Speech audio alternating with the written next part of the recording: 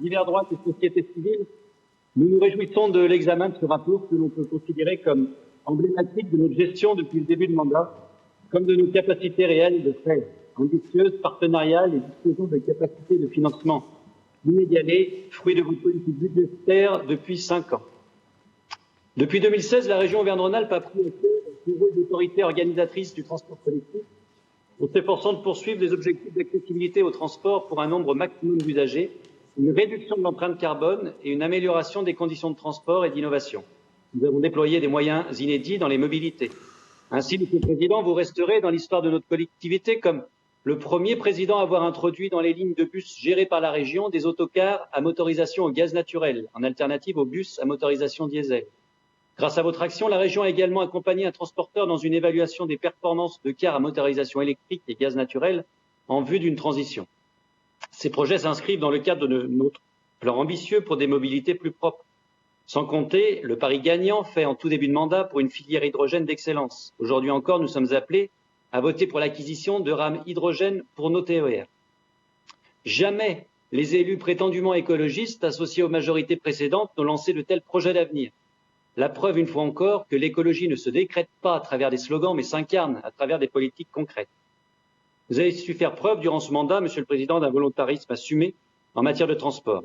C'est ainsi que vous avez décidé de mettre fin, encore récemment, en délégation de compétences concernant les transports scolaires et interurbains dans les départements de l'Ain, du Cantal ou du Puy-de-Dôme, qui suivent ainsi les départements de l'Ardèche, de la Drôme, de la Savoie et de la Haute-Savoie, afin de mieux coordonner les différents modes de transport avec l'objectif d'en toujours améliorer l'offre.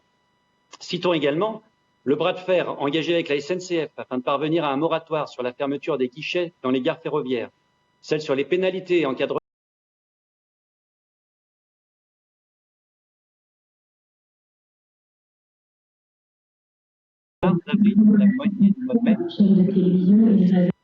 Cet été aussi, vous êtes engagé aux côtés de SNCF Voyageurs dans l'opération TER de France afin de favoriser le transport ferroviaire par le biais notamment de tarifs on ne peut plus compétitifs, car il est le moyen de transport le plus proche des attentes de la population en matière de protection de l'environnement. Enfin, comment ne pas parler du plan de sauvetage des petites lignes que vous avez engagé. 830 km de lignes étaient menacés de fermeture, comme vous l'avez dit, en 2015, à cause de la gestion désastreuse et des orientations choisies par les majorités gauche plurielles d'Auvergne et de Rhône-Alpes. Nous avons pu les sauver grâce à une politique volontariste.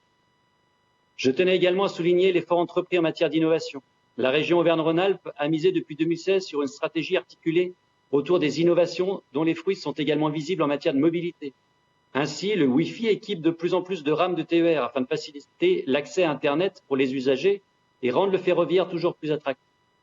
Le train n'est pas qu'un simple moyen de transport, il est aussi un espace de travail et de détente. Notre région prend en compte ses besoins. Sans compter les efforts entrepris en termes de sécurité par la généralisation des systèmes de caméras de vidéoprotection, nécessité et véritable attente de nos concitoyens.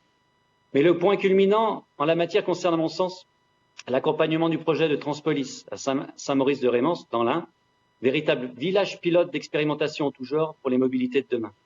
Nous nous félicitons donc aujourd'hui, à travers le rapport qui nous est soumis, de constater une fois encore l'investissement massif consenti par notre collectivité pour le transport public régional, qu'il s'agisse, comme je l'évoquais précédemment, de l'acquisition de rames à faible émission de CO2 ou des investissements pour la sécurisation et la modernisation. Nous voterons évidemment ce rapport.